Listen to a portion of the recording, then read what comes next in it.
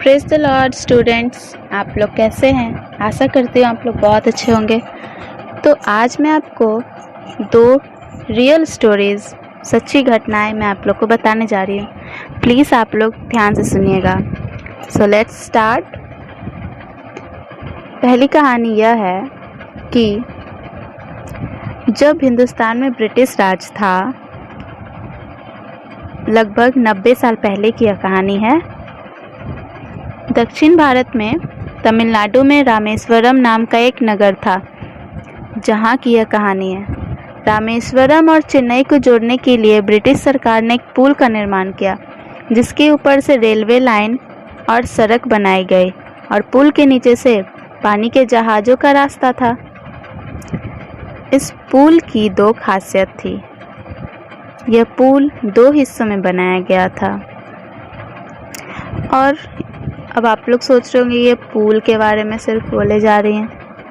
इस पुल में एक ऐसे आदमी की स्टोरी है जो मैं आप लोग को बताने जा रही हूँ। ब्रिटिश राज के समय में जब यह पुल बना था तो उसको ऑपरेट करने के लिए एक व्यक्ति को नियुक्त किया गया, जो पुल को खोलता बंद करता था। पुल के बीच में से ऊपर उठाने के लिए पुल के शुरू में एक चक्का लगाया गया था, जिसके घुमाने से पुल बीच से ऊपर उठ जाता था और फिर नीचे आ जाता था। जब कोई जहाज़ आता तो पुल को ऊपर उठा दिया जाता था, और जब जहाज़ नहीं रहता था तो पुल नीचे हो जाता था। एक दिन जो वो व्यक्ति था, आदमी था, एक दिन उस व्यक्ति ने क्या देखा कि जहाज़ निकलने के बाद यह व्यक्ति पुल को नीचे कर रहा था। जब जहाज़ चला गया तो वो पुल नीचे कर रहा था, तो सामने से एक ट्रेन आने लगी। यह व्यक्ति चक्के को जल्दी जल्दी घुमाने लगा ताकि ट्रेन के पुल तक आने से पहले पुल नीचे हो जाए। उसी समय इस व्यक्ति का 9 साल का एक बेटा था, जो कि बहुत प्यारा था। छोटा सा बेटा था, इकलौता बेटा था। उसके लिए दोपहर का भोजन लेकर आ रहा था। बेटे ने देखा कि उसके पिता को चक्का घुमाते हुए बहुत परेशानी हो रही है, तो वो भी चक्के को घुमाने में अपने पिता की मदद करने लगा। चक्का घुमाते घुमाते बेटे का हाथ का पंजा जो है चक्के के अंदर चला गया। बेटे ने चिल्लाना शुरू कर दिया, पापा बचाओ बचाओ बचाओ। इस व्यक्ति ने सोचा, यदि मैं चक्का रोककर बेटे को बचाऊंगा तो रेलगाड़ी समुद्र में गिर जाएगी और हजारों लोगों की जान चली जाएगी, और किसी को कुछ भी पता नहीं चला कि पुल पर क्या घटना घटी है। रेलगाड़ी के चले जाने के बाद इस व्यक्ति ने चक्के में से अपने बेटे के अंगों को बाहर निकाला और अपने गोद में रखकर रोने लगा। मेरा बेटा, तू तो एकमात्र मेरा पुत्र था, मेरे बुढ़ापे का सहारा। लेकिन मेरे बेटे, यदि मैं तुझे बचाता तो हजारों लोग रेलगाड़ी के साथ समुद्र में मर जाते।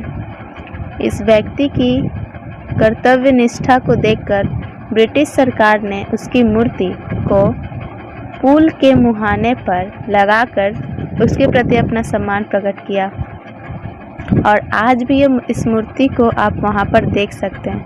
यह वही मूर्ति है जो वो अपने बेटे को कुर्बान कर दिया उन बहुत सारे रेलगाड़ी में जो बैठे हुए थे आदमियों के लिए। इसी से रिलेटेड मैं आपको दूसरी कहानी सुनाने जा रही हूँ, जो कि लगभग 2020 साल पहले यरूशलेम में घटी। रोमन का राज्य था वहाँ। यहाँ ब्रिटिश का राज्य था, बट वहाँ रोमन का राज्य था। तो परमेश्वर के इकलौते पुत्र प्रभु यीशु की, जिसने लगभग 2020 साल पहले मरियम नाम के कुमारी स्त्री से जन्म लिया, और 30 साल की उम्र में उसने परमेश्वर के राज्य में सुसमाचार को जगत के लोगों को बताना शुरू किया। यीशु मसीह इसलिए आए कि वह कंगालों को सुसमाचार सुनाए, बंदियों को छुटकारे दे, अंधों को दृष्टि दे और कुचले हुओं को छुड़ाए, और बीमार, अंधे, लंगड़े, लुल्ले सबको चंगा करे। मुर्दे तक को परमेश्वर यीशु मसीह ने जिंदा किया। और पापों को क्षमा किया, परंतु लोगों ने उनको मारा पीटा और यहाँ तक कि उसे क्रूस पर चढ़ा दिया। वह हमारे पापों के कारण मारा गया। उसने कोई पाप नहीं किया था, पाप हमने किया आदम के द्वारा। पापी हम थे, सज़ा हमें मिलनी चाहिए थी, परंतु हमारी सज़ा उठाया प्रभु यीशु मसीह ने, क्योंकि परमेश्वर मनुष्य जाति को बचाना चाहते थे। और परमेश्वर ने प्रभु यीशु मसीह अपने इकलौते पुत्र को इस धरती पर, हम पूरे पृथ्वी पर जितने लोग हैं उनके लिए भेजा।